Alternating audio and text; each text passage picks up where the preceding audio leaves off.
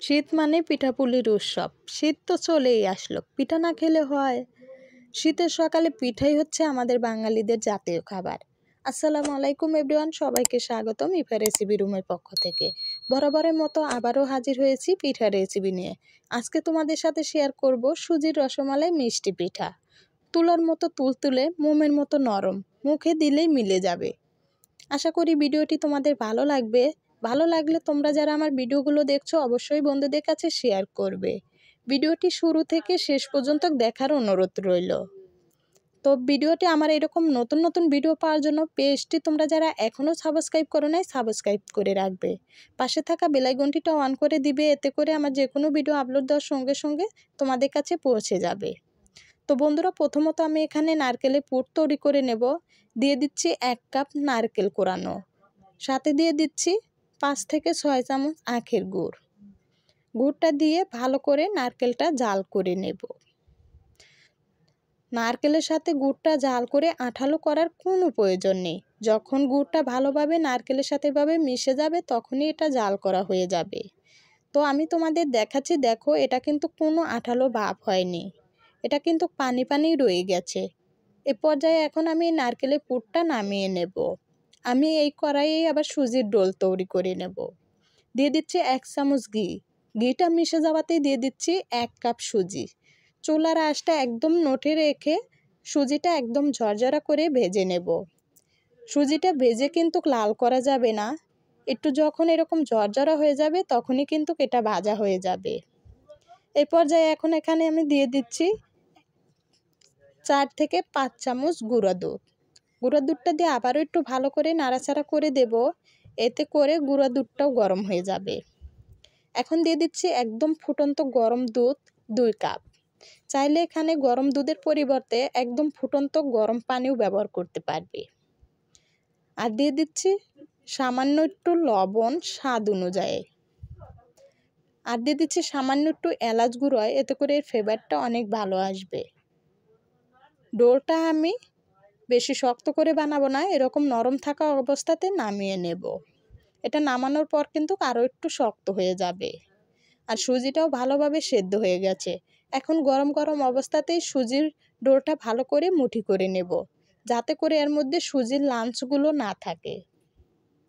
খুব ভালো করে সুজির ডোটা মুঠি করে নিয়েছি, এখানে কিন্তু কোনো লাঞ্চ নেই সুজির। আর এটা মোটামুটি এখন ঠান্ডা হয়ে গেছে। এখন পিঠাগুলো আমি বানিয়ে নেব। হাতে সামান্য একটু সর্ষের তেল লাগিয়ে দিচ্ছি, এতে করে পিঠাগুলো বানাতে গেলে হাতে কিন্তু এই সুজির ডোলটা লেগে যাবে না। এরকম ছোট ছোট করে দলা করে পিঠাগুলো বানিয়ে নেব। এটা আমি গোল করে আবারও সাধারণত একটু চ্যাপ্টা করে নিচ্ছি, মাঝখানে একটু খোদল রাখছি, এতে করে নারকেলের পুরটা মাঝখানে দিয়ে ভালোভাবে মুখটা বন্ধ করে দেওয়া যাবে। আমি এখানে 1 চামচ দিয়ে দিচ্ছি নারকেলের পুর, দিয়ে খুব ভালো করে মুখটা বন্ধ করে দেব, যাতে করে কোথাও কোনো ফাঁকা ফোঁকা না থাকে। কোথাও কোনো ফাঁকা ফোঁকা থাকলে এটা তেলে ভাজার সময় দেখবে নারকেলের পুরটা কিন্তু বের হয়ে যাবে। তাই খুব ভালো করে চারিপাশে কিন্তু ভালোভাবে মুখটা বন্ধ করে দিতে হবে। তো দেখো মাশাআল্লাহ পিঠাটা খুব সুন্দর হয়েছে, একদম ফুটবলের মতো গোল করে বানিয়ে নিয়েছি। একইভাবে সবগুলো পিঠা বানিয়ে নিয়েছি। এখন এগুলো আমি তেলে ভেজে নেব। আমি কড়াইয়ে এখানে দিয়ে দিচ্ছি পরিমাপ মতো তেল। তেলটা হালকা গরম হওয়াতেই দিয়ে দিচ্ছি এক এক করে সবগুলো পিঠা। এই পিঠাগুলো ভাজতে কিন্তু বেশি সময় লাগে না, 1 থেকে 2 বার উল্টে পাল্টে দিলে কিন্তু পিঠাগুলো ভাজা হয়ে যাবে। চুলার আঁচটা একটু মিডিয়াম রাখবো।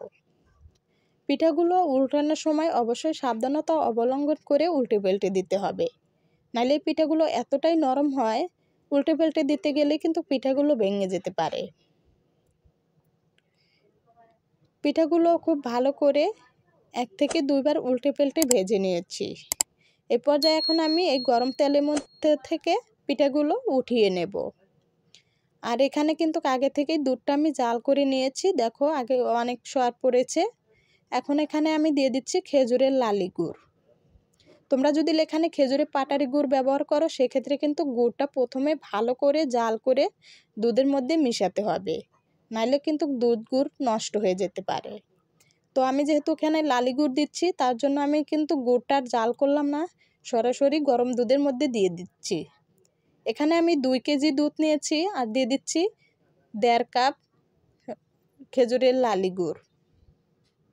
আমি যেহেতু পিঠার মধ্যেও কিন্তু নারকেলের পুরের মধ্যেও কিন্তু গুড় দিয়েছি, মিষ্টি করেছি, তার জন্য এখানে মিষ্টির পরিমাপটা একটু কম করে দিচ্ছি।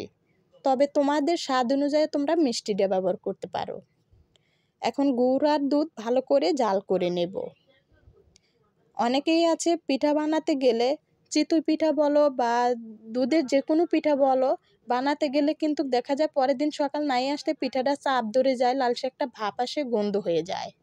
দুধ গুড় কম জাল হলেই কিন্তু এই সমস্যাটা দেখায়। তো 2টি দিয়ে দিলাম সাদা এলাচ, দিয়ে দুধ গুড় ভালো করে জাল করে নেব।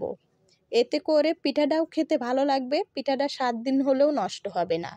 এরকমভাবে পিঠা বানালে গরমের দিনেও কিন্তু পিঠা নষ্ট হবে না। দুধটা জাল করে একদম কিন্তু অর্ধেক করে নিয়েছি, আর কালারটা কত সুন্দর হয়েছে তা তো তোমরা দেখতেই পাচ্ছ। এখন এই পর্যায়ে গরম দুধটা একটা বলে নিয়ে নিচ্ছি। এই গরম দুধের মধ্যে গরম গরম পিঠাগুলো দিয়ে দেব। এতে করে কিন্তু পিঠার মধ্যে রসগুলো ভালোভাবে ঢুকতে পারবে। আর পিঠাগুলো দিয়ে এখানে কিন্তু হাত দেওয়া যাবে না, হাত দিলে কিন্তু পিঠাগুলো নষ্ট হয়ে যেতে পারে। তার জন্য একটা চামচের সাহায্যে পিঠাগুলো চাইলে একটু উলটপালট করে দিতে পারো। সবগুলো পিঠা আমি দুধের মধ্যে দিয়ে দিলাম। এখন চাপ দিয়ে ঢেকে রেখে দেব। পিঠাগুলো চাপ দিয়ে ঢাকা রাখার পরে আমি 3 ঘন্টা পর তোমাদের দেখাচ্ছি। 3 ঘন্টা পরে মাশাআল্লাহ দেখো পিঠাগুলো কিন্তু রসটা অনেকটাই ফুলে টেপা টেপা মোটা মোটা হয়ে গেছে, রসটাও কমে গিয়েছে। তো এটা যদি সারা রাত্রি রাখো সেক্ষেত্রে কিন্তু এর ফলাফলটা রেজাল্টটা আরও বেশি ভালো পাবে। তো মাশাআল্লাহ খেতে পিঠাটা অনেক ভালো হয়েছে। তো বন্ধুরা আজ এই পর্যন্ত, সকলে অনেক ভালো থাকবে। আল্লাহ হাফেজ।